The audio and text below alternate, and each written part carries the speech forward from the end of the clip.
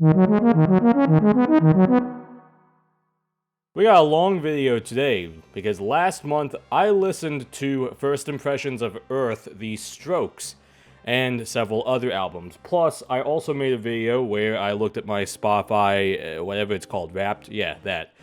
And I said that I would be talking about some album recommendations in this video, so look forward to that. Okay, so starting off, First Impressions of Earth. This is a very solid rock album. I don't really have too much to say about other than it was like very well produced, sounded really good. There was a very good section of the beginning of the album, and this is something that I do like with albums when they do this, where back-to-back songs are engaging to listen to, and in this case are very fun to listen to. This specifically was Juicebox, Heart in a Cage, Razorblade, with as well, towards the end of the album, Fear of Sleep being a pretty good song as well. But yeah, I don't think that this is an album I'll listen to front to back, but there are songs that I will definitely be listening to again that come off of this album. I am interested in listening to more of the Strokes because, yeah, of course I've heard some of their music before, but I've never, until now, listened to a full album of theirs. Now, on to a band that I have basically just been going through their discography,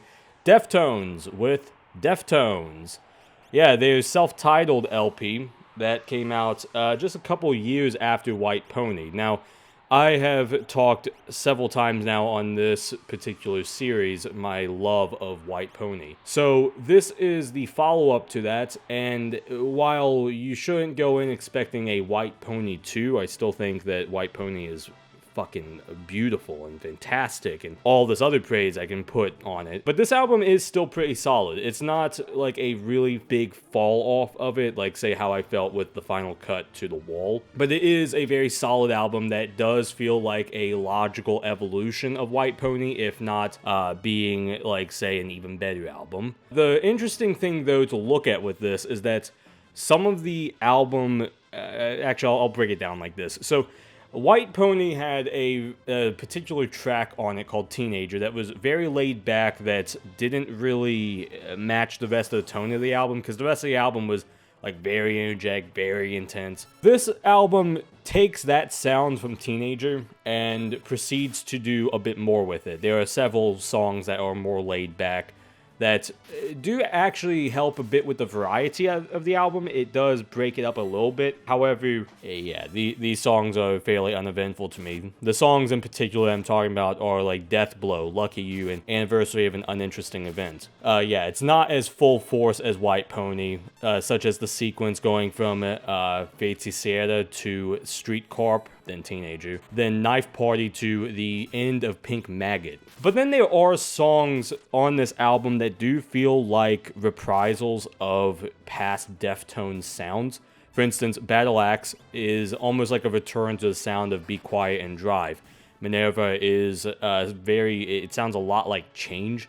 And Hexagram, along with When Girls Telephone Boys, it does sound similar to something like Elite and Street Corp off of White Pony. So overall, it is a good album. It is a very satisfying follow-up to White Pony. And now on to the next album of theirs, Dangerous Days, Perturbator. Yeah, I am a big fan of his albums New Model and The Uncanny Valley. I think that those are some really solid albums, especially New Model. But it has been a while since I have possibly listened to Dangerous Days in its entirety. That's the thing, as I don't even remember if I have listened to this album before now in its entirety or not. But re-listening to this was such a treat, because it starts off with this very intriguing intro that moves straight into the song Perturbator's theme. And, I mean, this is the synth rock that I can just eat up, man. This feels like exactly what you can picture when you think of 80s movie soundtrack. But yeah, if you think of any, like, 80s film and the soundtrack with that, that's what you can get with this. This album also has this interesting pattern to it, where there are some songs that feel cinematic, like they're in an action sequence, or imply some kind of a romance subplot to the album, like if this was the score of a film. And I think this might actually be something that is very common with Perturbator's albums, I think, because that's kind of, like, I know with the little bit that I know with the Uncanny Valley, That was kind of a thing that it was going for, I think. And that's sort of what I got from listening to the music as well, and looking at the artwork for that album. I can't show the artwork on here because, yeah, terms of service. Yeah, with this album in particular, the songs that felt very cinematic were songs like Roar Against Machines or Last Kiss. The ones that fall into that action sequence I was talking about before, that is She Is Young, Humans Are Such Easy Prey, and Satanic Rites. And then as for the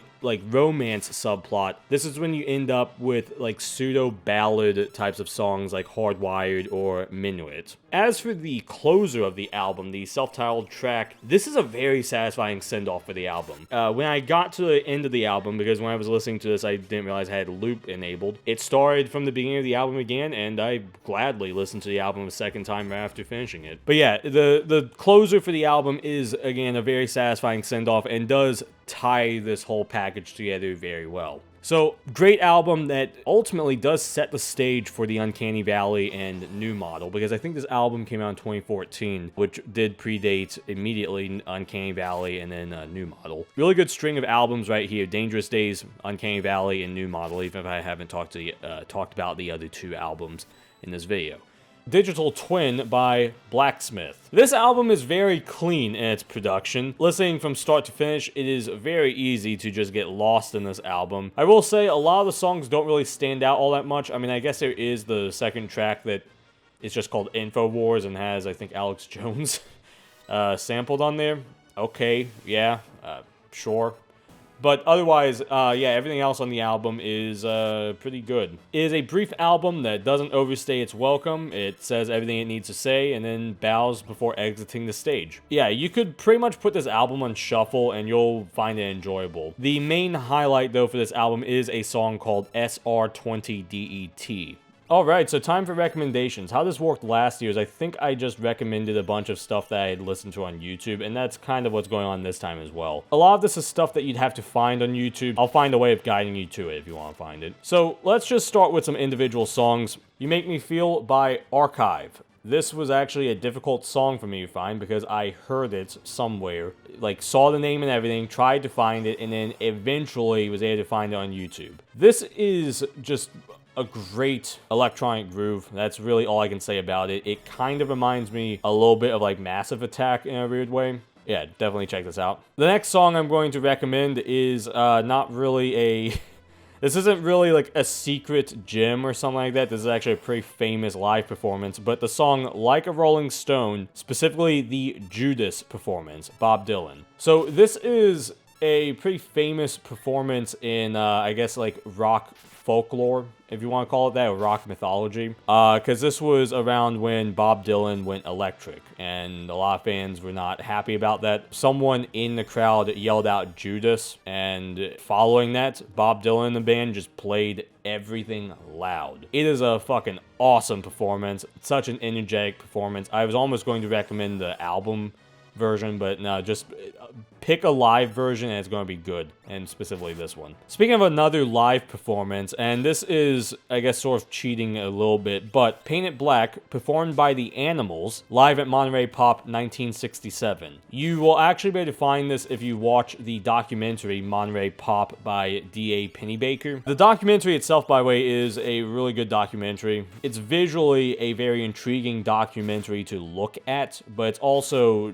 I mean, if you love this era of music, this is a must-watch. Painted Black is a Rolling Stones song. Okay, it's being covered by the Animals. What sets this performance apart, though, is that it is a interpretation of Painted Black that does alter it a little bit, but has the performance of, and I forget his name, but the lead singer of the Animals, and he gives a very good live performance on this. It makes the song more energetic than it already was on the Stones record, and the 3 minutes that it lasts, definitely worth listening to. Yeah, there's also a studio version of this that is about 6 minutes long. It's a good version too, but definitely check out this one. Check out what they did live. And on to a couple of odd ones. Moog City, but it's Pink Floyd, uploaded by lowercaseeagle. So this is a really good version of Moog City, and it is shocking how actually well put together this is. It is impressive how spot on this is to replicating the sound of Pig's 3 different ones. Now, of course, if you look into the sound and like the arrangement picks 3 different ones, it's actually not that difficult of a song to play, minus, of course, guitar solos. It's a very simple jam song, but being able to then replicate this sound from fucking Minecraft. Yeah, this was, I mean, there's several videos that I saw like this, but this one was the one that stood out to me. It is actually like a really good version of Moog City. And I think that there were other versions that were taking Minecraft's soundtrack, but making it sound like Dark Side of the Moon. This one in particular, of course, is making it sound like animals. There's another one that made it sound like Wish You Were Here, I think, as well. Alright, so this next one is the placeholder for a bunch of random electronic songs that were recommended to me on YouTube from random electronic artists that seem to come out this year. The song is Eternal Existence by usoqu.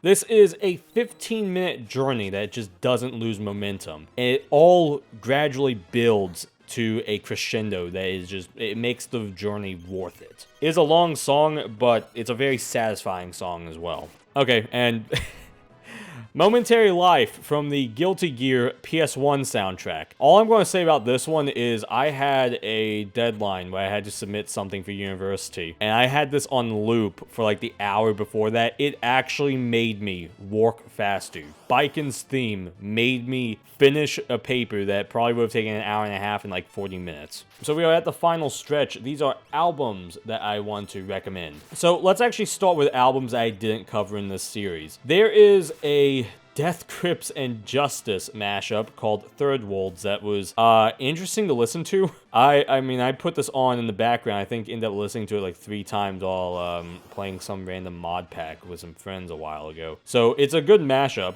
There are some good selections on there and some good pairings as well. It is not that long. I think it's like 39 minutes maybe, just under 40 minutes. Worth listening to. And now I guess back to real music. Panopticon by the band ISIS. If you watched my Spotify video, this ends up happening. Okay, number 2. Okay, I need to, hold on, pause that.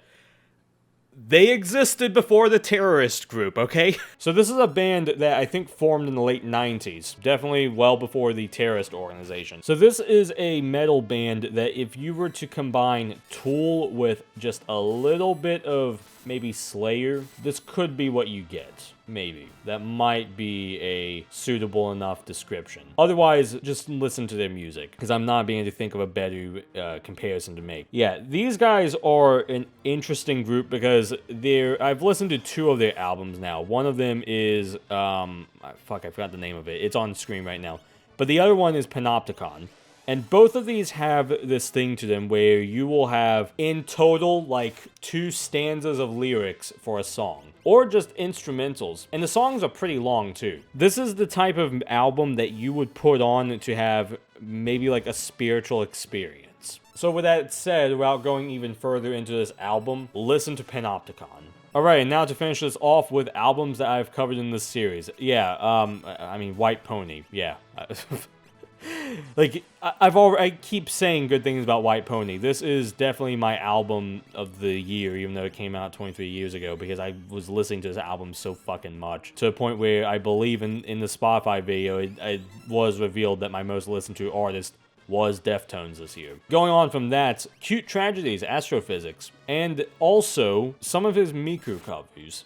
Yeah, I was listening to some of that, and they're actually pretty decent. Here are a couple on screen right now that I listen to a fair bit, so. Yeah, I mean, I already said what I need to say about the album back when I first talked about it. But this album, I think, pushes Hope Left Me out of the lead by just a tiny bit. Because I also did listen to this album a lot more than Hope Left Me. And then, Piano Concerto number 2, Sergei Rachmaninoff. I'm not going to give a particular version here, just, yeah, find this and listen to it, because it's some awesome classical music. Alright, well, that wraps up the albums I listened to in November, and for this year. In January, I'll obviously be talking about what I listened to this month, but, we'll talk about that next year. But yeah, there's still going to be a few more videos that come out this year on this channel before we get to the next year.